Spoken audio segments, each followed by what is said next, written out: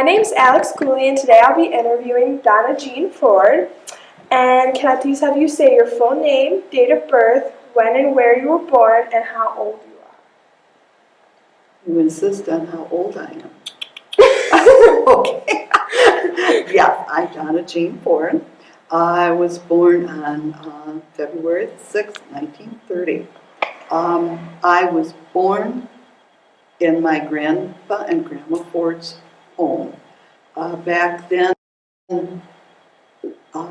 women did not go to the hospital to have their children.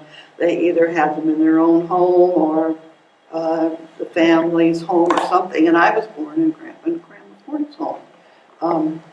And as we said, 78 years ago. Yeah, I know. I think about it, I think, oh, wow. You don't look 78, trust me. So let's start off describing your childhood. Where did you first live when you were little? Like, what part of Lowell did you live in? Well, we lived out on what is now the corner of Lincoln Lake and 4 Mile Road. 4 Mile Road and Burn off from Lincoln Lake. My mother and father bought an acre off from my Grandpa Croft's farm, and they had a lot of unfortunate experiences in their very early years. A sister who was 7 years older than I. She lived to be 9 months. Beautiful, healthy little girl from her pictures. And she got spinal meningitis and died at 9 months. So illness and funerals and things were just as expensive back then as they are today in comparison. And so, it basically took everything my folks had. But they wanted a home. They had the property. My father had already built a square building near the back of the property that he intended to use for his carpentry shop. And he made every one of those cement blocks. I have his cement block machine at home in the basement. And so he would make the cement blocks in the winter and let them cure. And then he would build with them in the summer. So he had this square building. They had intended to build the home out in front, but considering all things, they moved into this square building, and he partitioned it off for a very small little kitchen and a little dining room, it's the bedroom, because later that became the dining room. A little kitchen, very small bedroom, and a living room. Of course, you had no indoor plumbing, no running water in the kitchen. It was, pretty basic. So they lived in that. And then my sister would have been born in 23, 22. And then I was born in 30. And I can remember living in the 3 rooms. My little bed was tucked up against the wall in Mom and Dad's bedroom. But as time went by, my dad, I think they realized they were never going to be able to build the home they wanted. So he began making more cement blocks and eventually put a wing on that had 2 bedrooms and a hall with some book cupboards and so forth. And then in time, we went off from the kitchen, and there we had a bathroom, a utility room. We finally got running water. He had already built a garage for the car, which set sort of away a little bit from the house. Joined that to the house. That was the family room in my library. So when we got through, this is what our house looked like. And we lived in this house until 1980.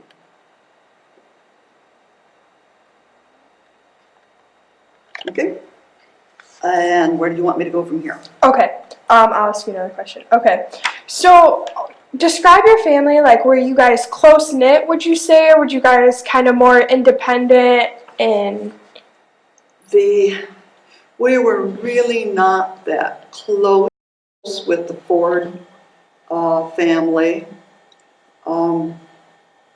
I can't tell you exactly why. My father had one brother. They had one son. They never left Grandpa and Grandma's home. They lived there their whole life.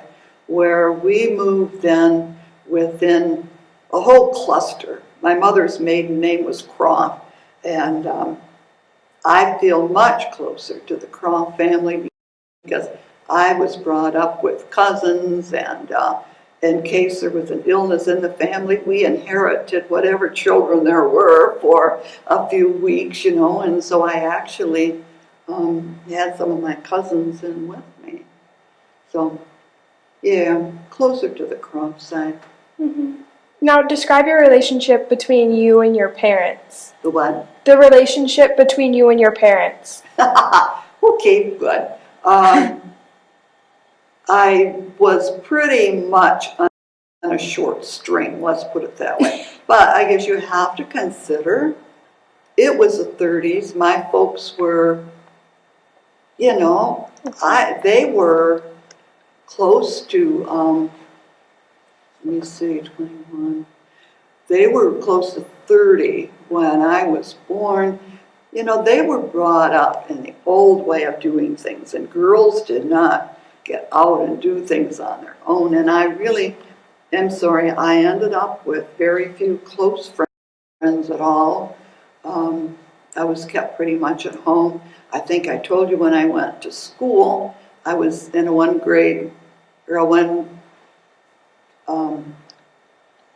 room school. In kindergarten, I was the only one in kindergarten. When I got into the first grade, a family by the name of Ruthsiker moved into the neighborhood, and they had a daughter, Margaret. And Margaret and I were the only two as we moved through the class. And so, you know, it was not a whole lot of contact with outside people. So I'm very shy on social skills to this day because I just didn't have relationships outside of the home. Yeah. But as far as my folks were concerned, a very loving family, yes. That's good. That's good. Okay, what'd your mother and father do for a living? Well, of course, back then, women did not work outside of the home. My father worked with wood his entire life. He did carpentry jobs when he was old enough to go to work. And then eventually, there was a young man in the neighborhood that also enjoyed carpentry work, and they were going to join forces and build homes. And he has built 4 or 5 homes in the city of Lowell. But at the time they were ready to actually start as a partnership, the young man was in a very serious motorcycle accident, and they never took it any further. And my father had been offered a job with the lumber yard, and he went to work for the lumber yard. He worked for quite a number of years. Then he was offered a job with Superior Furniture Factory and went to work for Superior Furniture Factory. But in the when he was about 59 or 60, there was an accident and he lost the sight in one eye and eventually had to have that eye removed. Well, of course, they wouldn't insure him anymore. So he had to leave the workforce at 60 and never was able to work after that. So that was kind of the history of what they did for a living. Mm-hmm. Now, as a child, did you have any chores around the house? Like, were you expected to help out your mom with dinner and cleaning up the house? Yeah, because, back then we had allowances. I think my first one was probably a nickel or a dime. And truly, I don't remember well, I sometimes went down to my uncle's to get the milk, a bottle of milk, and I really don't remember what my errands were, but I finally worked all the way up to 25 cents, I think. Oh, that's the way they did it, right? Okay. What'd you do in your free time? Like when you weren't in school, were you... Read, and well, as I said, I had no close friends, so I just, kind of followed mom and dad around, read, and nothing too exciting. Now, did you play with your cousins a lot, like outside and stuff? They were boys, and kind of looked down on girls. My one cousin that was a girl, she didn't live right in the area, so yeah, I played with them. That's true, but there was a family by the name of Elhart that lived next door to us, and they had a daughter, Clara, and Clara is a year younger than I am, and she was my closest friend, and I've maintained a friendship with her today. We've traveled together. For a matter of fact, I got a little note from her in the mail today, and visit with her on the phone occasionally. She lives in Granville. Cool. That's cool. Okay, what schools did you attend now? Like the one-room schoolhouse you said? Mosley. Yeah, Mosley. you attended that from like kindergarten to Through the 8th grade. And then came into Lowell, to the Lowell High. And when we girls from the country came into the high school, this was a change. 2 girls in 1 grade in the Mosley school system. Here we are in this big school, and 30, 40 to a class. So what the school did was assign big sisters to each one of us that we could go to them if we had a question, and they just kind of kept their eye on us that first year, and it was really helpful. They helped us adjust into the Lowell school system. Partly relief, partly sadness. My big sister was Alice Bauer, and she died 2 days ago. I'll go to her funeral Tuesday. Sorry.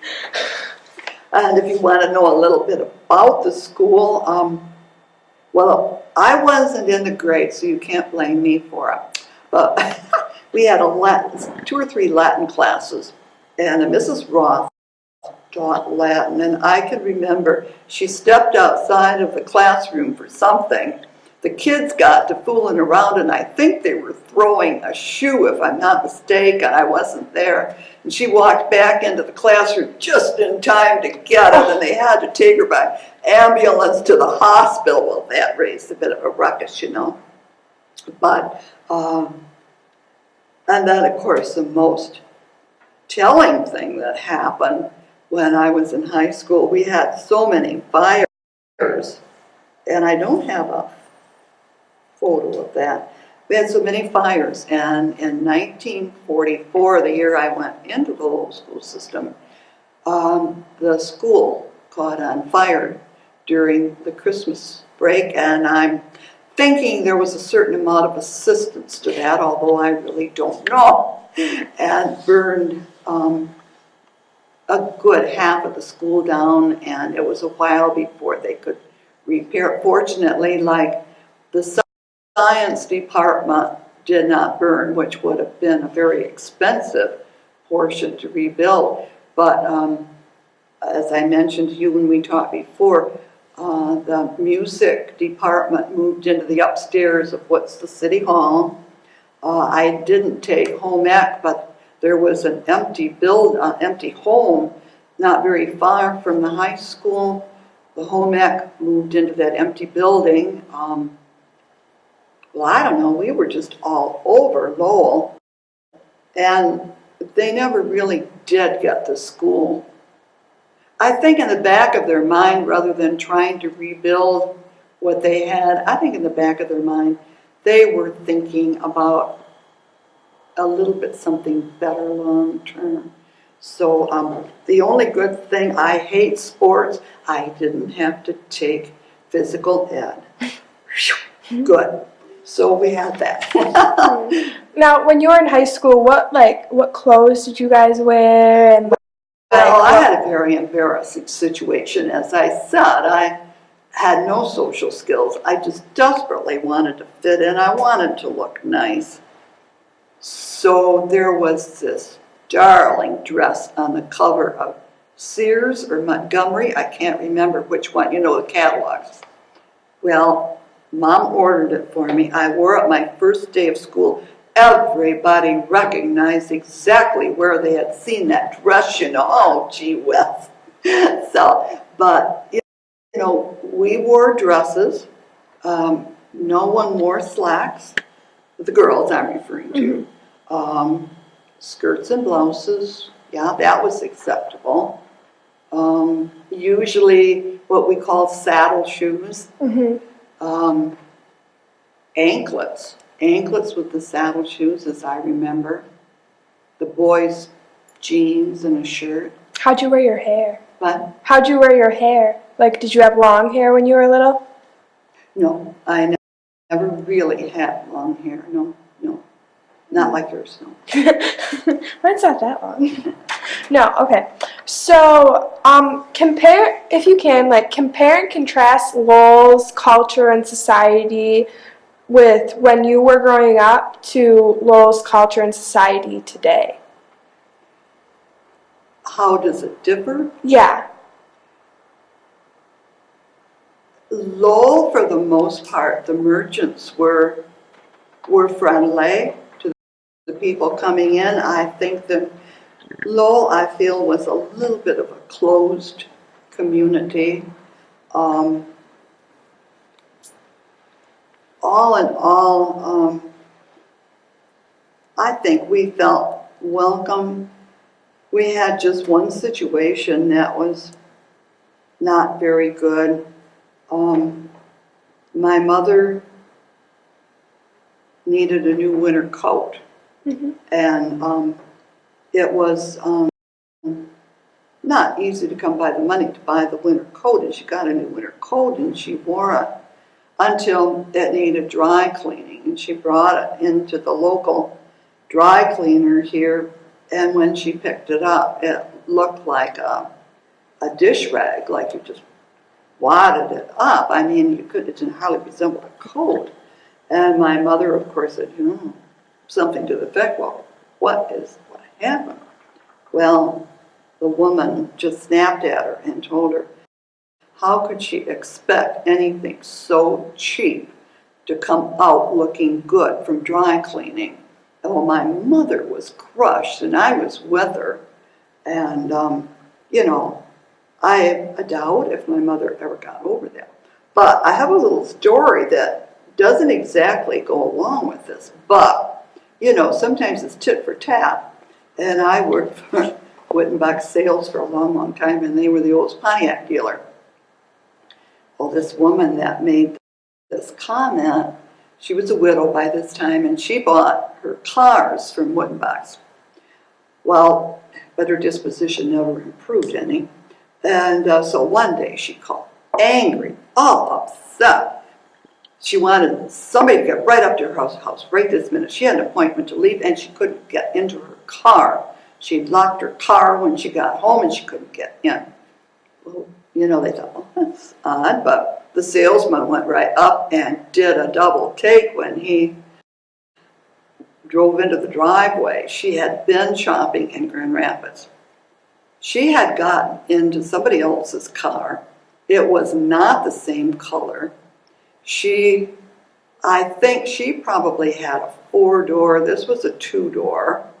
And I mean, there just was no resemblance between her car and this car. And I just hope she was very embarrassed by the whole situation. And I think they did the best to embarrass her.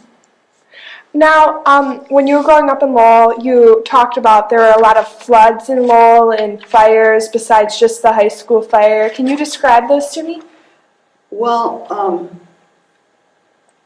yeah. In 1940, 1943, and I don't have a photo of that. In 1943, King Milling Company burned. And as I recall, it was in the winter because, well, I mean, this was, you just didn't miss a fire. And news passed even to the country. And we came in. Well, I remember how the icicles hung on the debris, you know. It was just a very, very frigid day when that happened. And then I told you in 1944, the high school burned with a little help. And then in 58, we didn't mention how the city of Lowell has changed, but there used to be business places built over the river. You didn't have this big, long gap on the north and south side. And a section of that burned in 1948. I'm sorry, 58. And I had a rather interesting, touching thing. Of course, once again, we came into Lowell, watched it burn. And one of the buildings that burned was Wetman's clothing store. By this time, Mr. Wetman had passed away. And Molly had been, this was her income. She'd been, you know, operating this. And it had to be totally devastating to her. And I was standing not too far behind her, and she was crying. And she said something about nobody cares about a little Jew lady. She said, I don't know what to do. And she was crying, and she was emphasizing this point, you know. And you don't know Ozzie Berry, but they had a concrete business, a construction business. And I know Ozzie walked up to her and put his arm around her, and he said, now, Molly, he said, you wait a week. I'll come and see you. We will draw up plans. I will build you an even better shop than what burned. We'll see that you get back into business. So I thought that was so nice, and that building still stands. If you walk down Main Street, I think there's a dentist in it. If you walk down Main Street, just before the gap in the bridge, there's a kind of a concrete building there. That's the building that Ozzie Berry built for Molly Wetman. So I thought that was so nice that he, and you know, we never had that feeling about Molly. Molly was Molly, but apparently she was so much aware of it. So these are the two photos that I brought of the 58 fire along the north side of the bridge.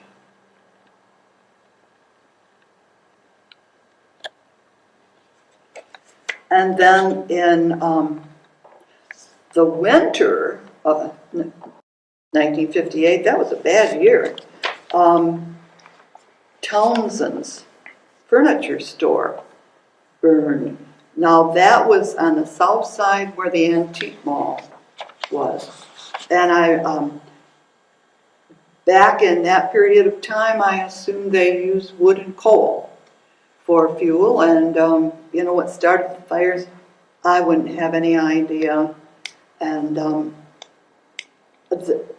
those are the ones that I remember and that I found photos of as I went through my photograph album. This doesn't show up too well, but this is what was left of the Townsend building after the fire.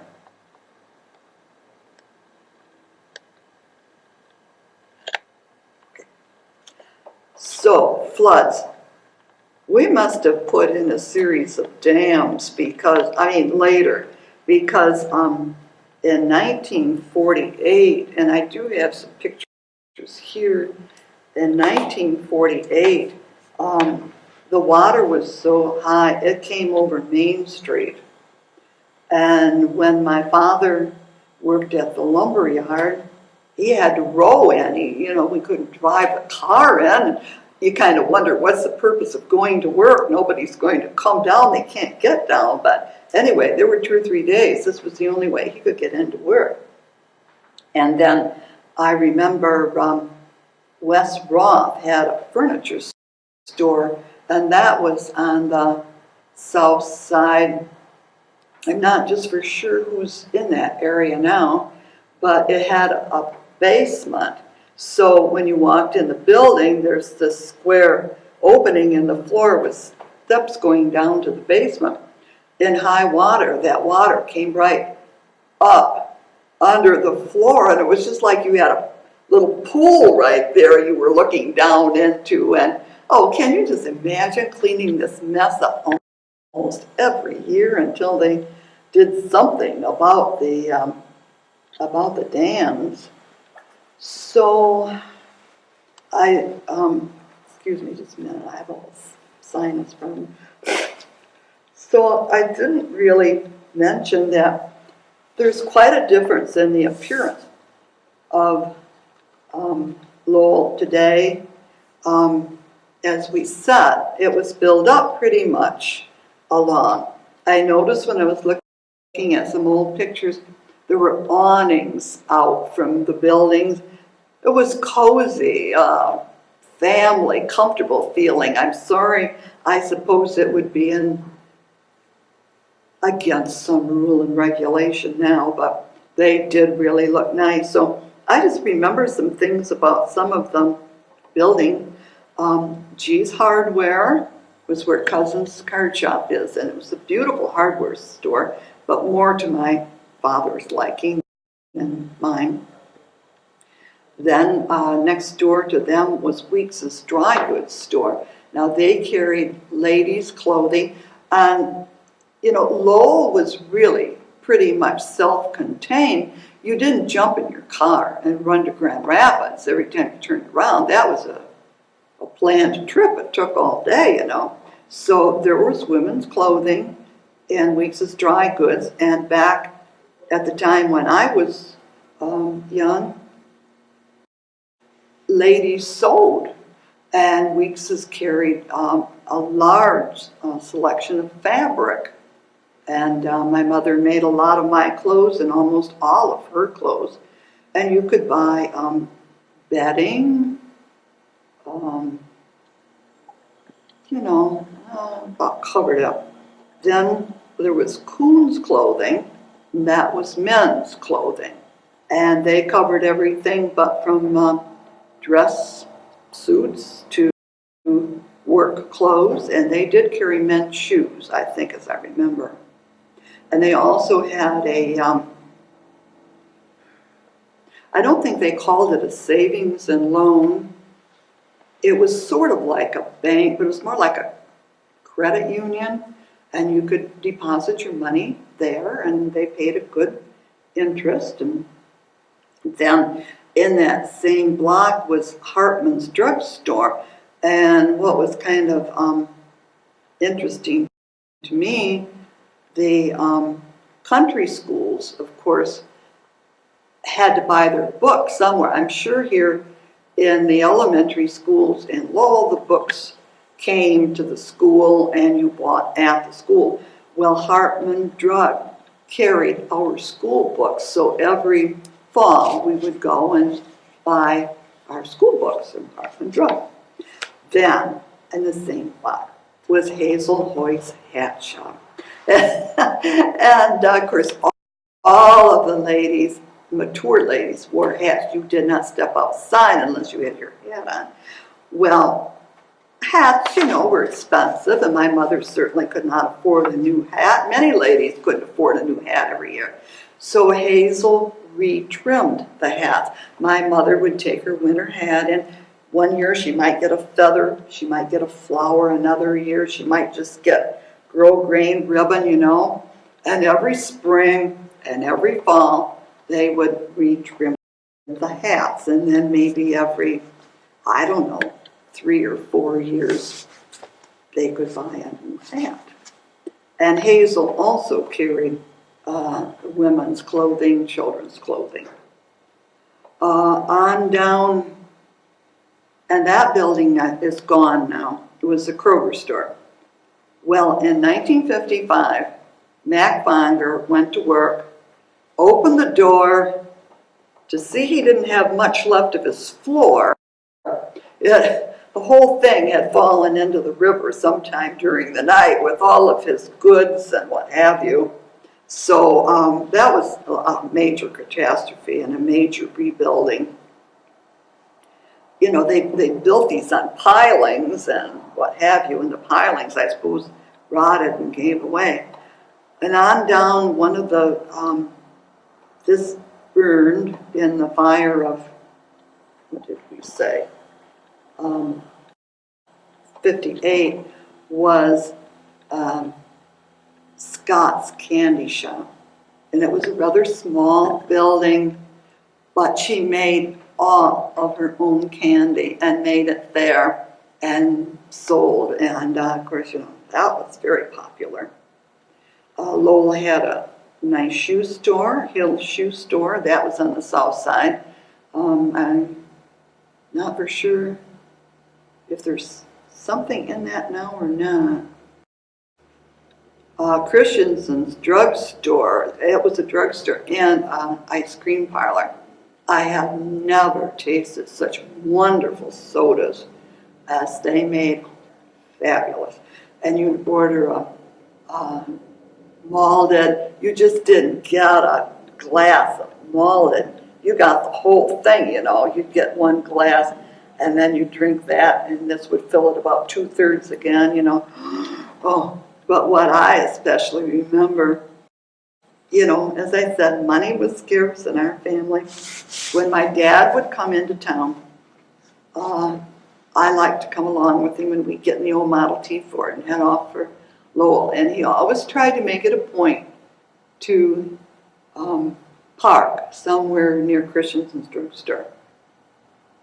So he would do his shopping, and then we would walk up to the car. And my father would stand there, and he would say, "Well, I think we've got everything taken care of. Now we can go home." "No, Daddy, no, you know, ice cream cone, ice cream cone." "Oh, okay, we'll go get an ice cream cone," you know. And Ruby, well, she was Ruby Eichhoff at that time, and Ruby Christensen and her sister Jo and her sister Mrs. Stewart. They all worked behind the counter, all the nicest people.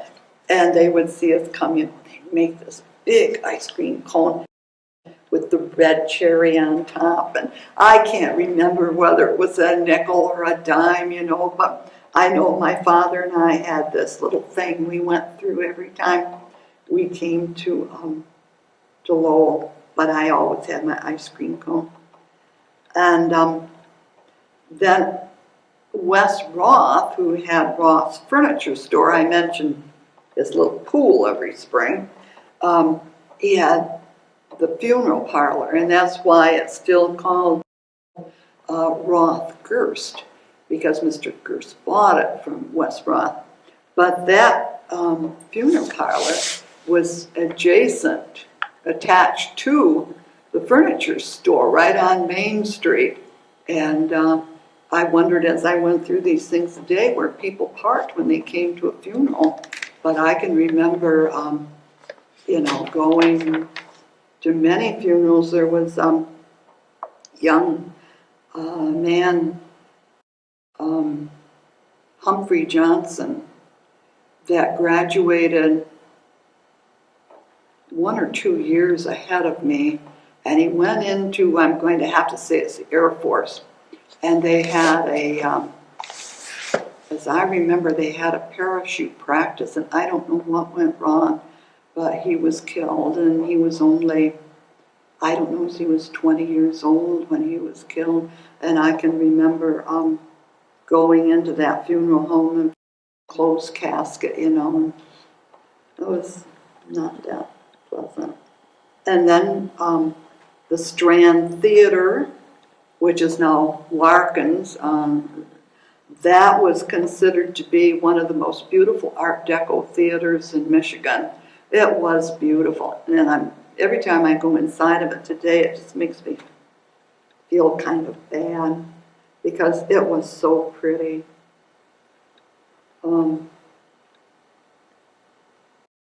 I remember that the railroads were much more important back then, both for transportation and for freight. There were, I don't really know how many freight lines came into Lowell, or how many, freight lines, but I do remember that coal came into the lumber yard, and they had a hopper on the bottom, they open, and that all had to be shoveled into piles, and then when people would buy it, all had to be shoveled into the truck, and then you get out to the home, it had to be shoveled down the basement window, and it just, it was not an easy life.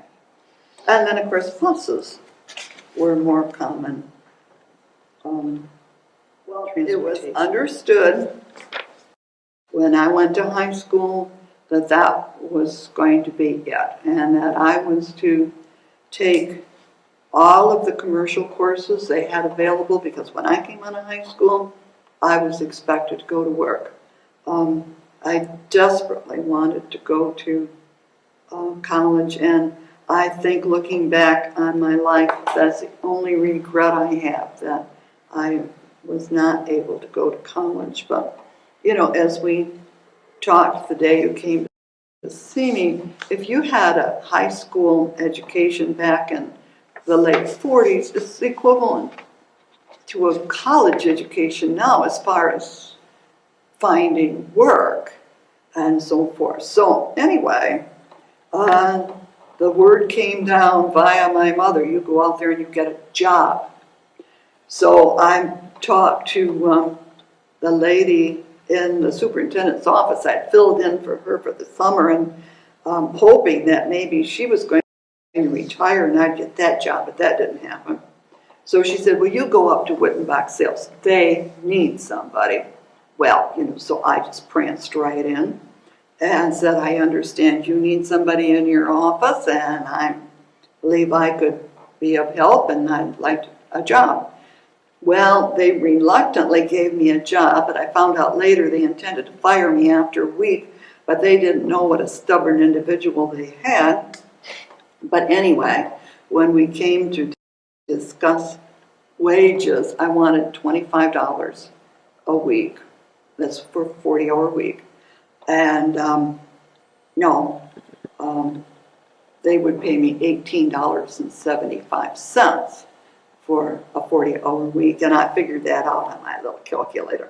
Well, that came out to less than 47 cents an hour, and that was before taxes. So I don't really remember what my take-home check was. I imagine $15 and something. But you also have to put that into perspective, because if I was very careful, I could buy my lunch for 35 cents.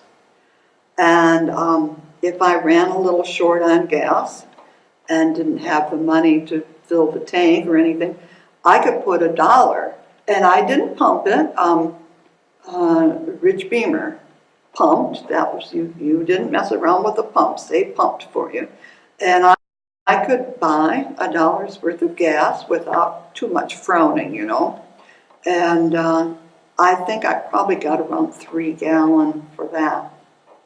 And then I was reading, I like mystery. It clears the head after this heavy stuff. And I was reading an Earl Stanley Gardner mystery, copyrighted in 1961. And in this book, Ellery Queen, Perry Mason. Perry Mason suggests to his client that she sue for exemplary damages, $6,000, and for pain and suffering, $1,500, a total of $7,500. Now, this was in 1961, but I'm thinking, oh my gosh, if you sued today, you wouldn't consider suing for under $1 million. Nobody would take it for under $1 million. I'd that really kind of set me back. Okay, so I said pooey on you when they wanted to get rid of me, and I stayed on for 31 years for Wittenbach Sales. And so I don't know how long I had been working, and I went to Grand Rapids to shop, and I was in one of the major department stores and decided I would like to open an account with them. And there was a young man, I would assume he was my age or younger, taking my information down, and you know, I gave him wage information and all of this, and I know he looked at me like a little scornfully and a little disgustedly, and he said, well, that's an awful lot of money for a woman, you know. And then it's still when I finally retired, one of my coworkers said, don't you feel just a little ashamed for taking that? So I do remember that coal came into the lumber yard. They had a hopper on the bottom, you know, they open, and that all had to be shoveled into piles, and then when people would buy it, all had to be shoveled into the truck, and then you get out to the home, it had to be shoveled down the basement window, and it just, it was not an easy life. And then, of course, buses were more common. You know, when I finally retired, one of my coworkers said, don't you feel just a little ashamed for taking that Social Security? And I said, no. I said, I've worked 48 years. And I said, I did exactly what I was told to do. They took money out of my paycheck every week for 48 years. And I said, I'm sure that if I had refused to allow them to do this, I probably would be in jail and my employer would be in jail. And I said, why should I feel that it was wrong for me to take this? I said, I did everything I was supposed to do. And then we had a very nice profit sharing. And I remember one of the men, I don't know how serious he was. He also made some comment that made me think that he felt, did I really feel that I deserved to be a part of that? Well, I worked for the construction company 16 years. This was another thing. Every employee in that business was under the same situation, man or woman. And I was undoubtedly the first woman of the Dan Voss Construction Company to get a check from their profit sharing.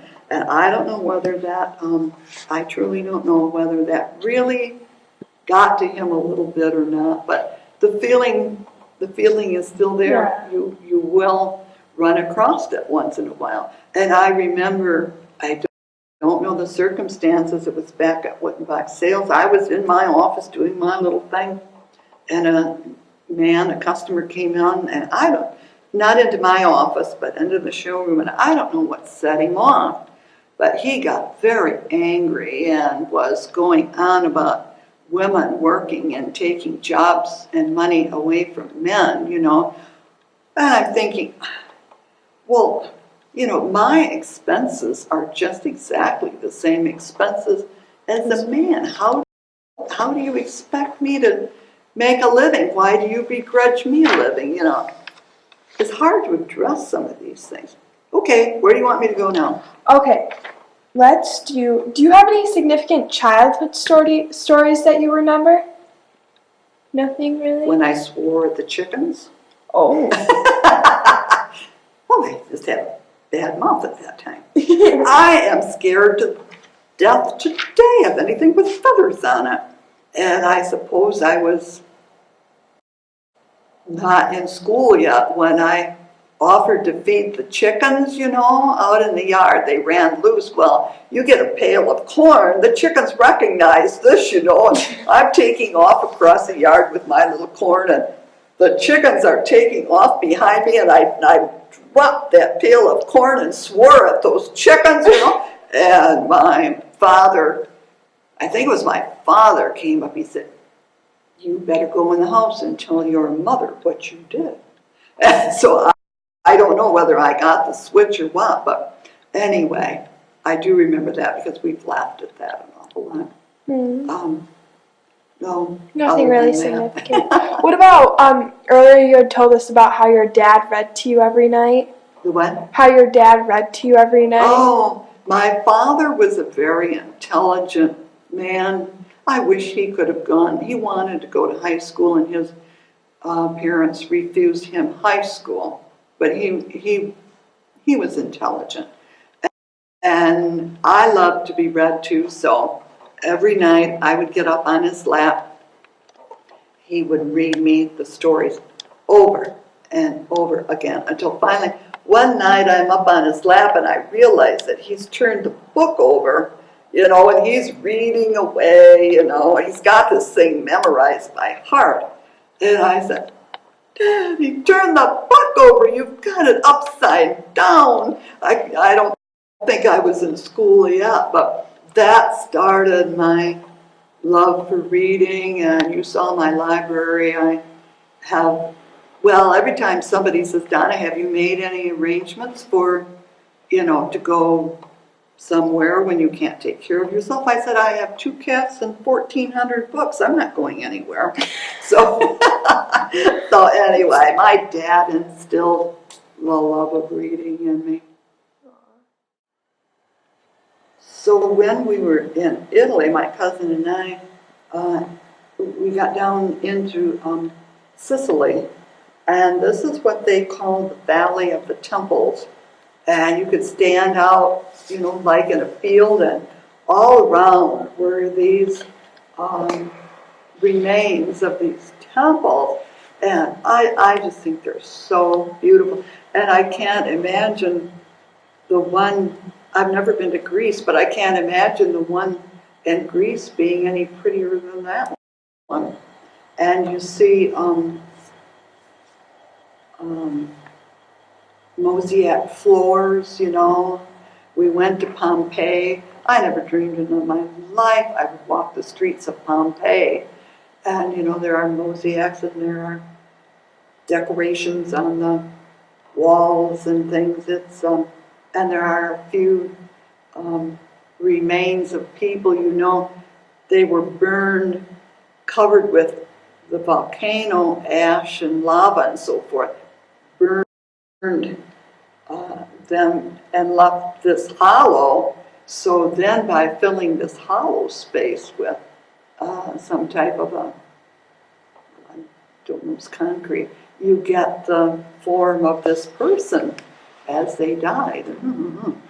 So anyway, so then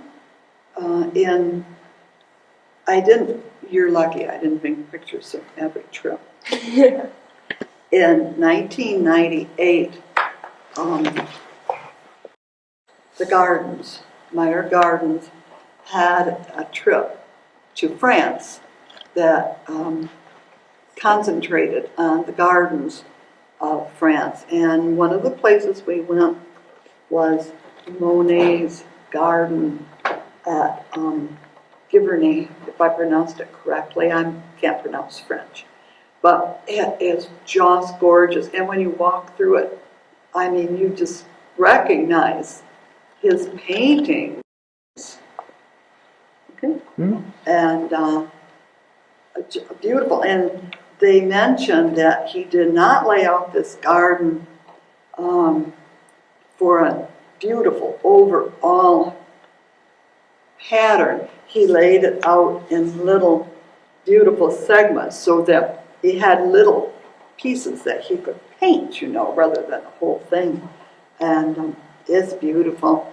And then one really nice thing that we did on the trip, they delivered us to the Louvre in the morning, said, "Go to it, you're on your own, we'll pick you up." I don't know, around 4 o'clock. We had the entire day at the Louvre. That was the second or third time I'd been there, but I had never had that much time before.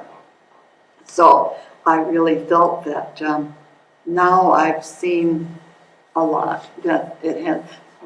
The one thing that wasn't open that I would kind of like to have seen was Napoleon's apartments. Now, they're a part of it, instead of, but that was closed that day, so I didn't get to see that. But in Rome is Napoleon's tomb and burial. If you ever read about it, I think he's in 5 caskets, one casket inside of another casket, and the final one must be 10, 12 feet long of granite. It's just really interesting. So, one of the places that I said I'm going before I die was Russia. I just wanted to put my foot in Russia. And this is Catherine the Great's winter palace outside of St. Petersburg. Now, I didn't see a lot of Russia. I went with a tour. We flew into Copenhagen and picked up the Star Princess, and we went to the Scandinavian ports of call, the capitals, which are the ports of call, and we anchored 2 days in the harbor at St. Petersburg.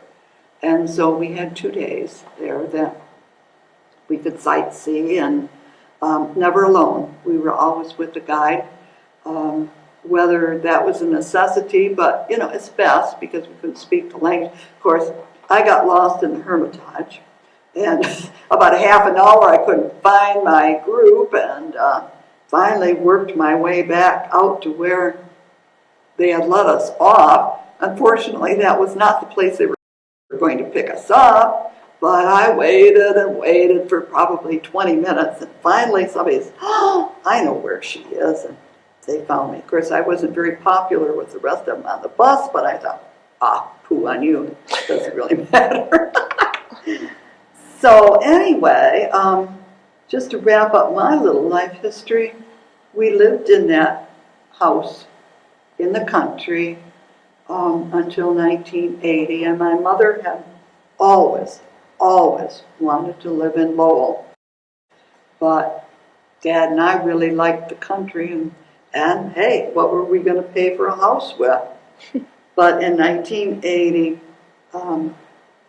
my father had built a little cottage. Once again, this was built for the garage, and we couldn't, and then he got injured, and we couldn't go on and make a real cottage. So we turned the garage into a little cottage, and he put a little addition on it, and we had our little bathroom and our running water, and it was really cute. Aww. So we sold the cottage, and we sold our house. And Nick's grandfather, Ivan Blau, built our home in Lowell on Birchwood Court, and we moved in 1980. And I was kind of laughed that I worked in Lowell until 1979 and drove about 7 miles to work. Then, as soon as we moved into Lowell, I went to work for Dan Voss Construction Company over at Ada, so I still ended up driving about 7 or 8 miles to work, but no big deal. So anyway, really, this is what I brought for you today, and I didn't mean to talk an arm and leg off you, but is there anything that I missed that you... How could it possibly be? The last one? Okay. This is a cool question. I like this question. What's one thing you would like people to remember about you? Oh, good Lord.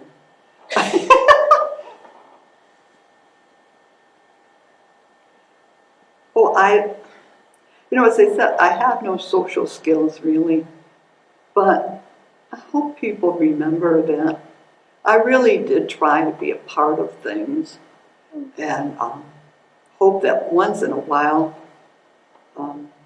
I was. After I retired, I have volunteered a lot. And my mother was 4 years at Clark Home, and when she passed away, Mr. Pearl, who's the administrator at Clark Home, came to me and asked me if I would volunteer for them. And I said, well, I still have, I think, 3 years to work. And I said, I can't until I'm through working. But I said, as soon as I'm through, I will be in touch with you. And I have volunteered at Clark Home ever since I retired in '95. Now, I don't volunteer that much anymore. The things that I did, I think gradually it's been picked up by staff, and I go in once a month and work in the ice cream parlor. And then I was very active in our arts council for several years, and was very, very interested in it. I love art. I have no talent, but I like art. I like to be around people that are artists, you know. And so then finally that kind of went by the wayside. And shortly after that, they started the Flat River Outreach Ministry program up here. Now I work for the Thrift Mart. I go in every Monday morning. They let me stock the books, you know, in the shelves, which is my thing. So I stock books for them on Monday, and then at least twice a month I work in sales. I was there yesterday and worked for 3 hours in sales. So I just, yeah, I would like to think that people remembered, at least I tried. Mm-hmm. The Lowell Area Historical Museum is proud to sponsor community oral history interviews. The Lowell Area Historical Museum educates, enriches, and inspires our community and visitors through the preservation and presentation of Lowell area history. For reservations and more information, contact the Lowell Area Historical Museum at 616-897-7688.